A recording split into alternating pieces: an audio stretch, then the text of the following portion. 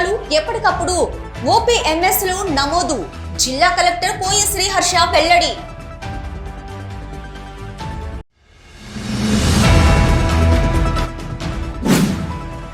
మహిళా కార్పొరేటర్లకు జరిగిన అవమానంపై సాటి మహిళా కార్పొరేటర్ ప్రశ్నించకుండా అవమానపరిచిన వారికి సపోర్ట్ చేయడం సిగ్గుచేటు.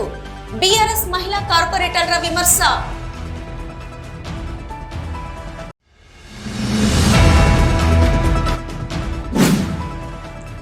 ప్రభుత్వ నిర్ణయానికి ఎస్సీ వర్గీకరణకు వ్యతిరేకంగా సమావేశాలు నిర్వహిస్తున్న వివేక్ కుటుంబాన్ని కాంగ్రెస్ పార్టీ నుంచి బర్తరఫ్ చేయాలి. మాదిగ మిత్ర మండలి రాష్ట్ర ఉపాధ్యక్షులు కోటగిరి పాపయ్య డిమాండు.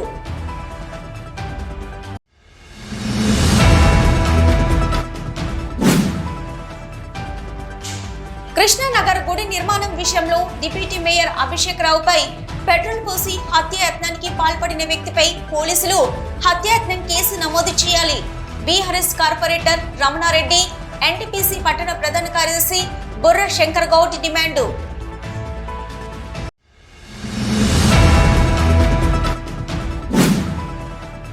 ఎన్టీపీసీ కేంద్రంగా ఈ నెల 23, 24 తేదీలలో జరిగే సిపిఎం జిల్లా 3వ మహాసభలను విజయవంతం చేయండి.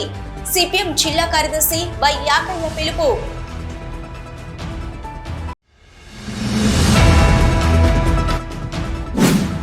సింగరేణిలో పనిచేస్తున్న కాంట్రాక్టు కార్మికులకు వేతనాల చెల్లింపులు అన్యాయం.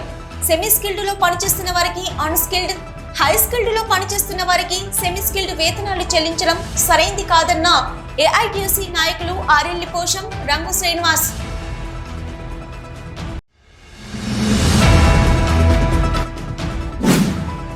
ఆర్టీసీ కార్మిక సంఘాలపై విధిస్తున్న ఆంక్షలను రాష్ట్ర ప్రభుత్వం వెంటనే ఎత్తివేయాలని గోదావరికని ఆర్టీసీ డిపో ఎదుట ఆందోళన చేపట్టిన సిఐటియు నాయకులు.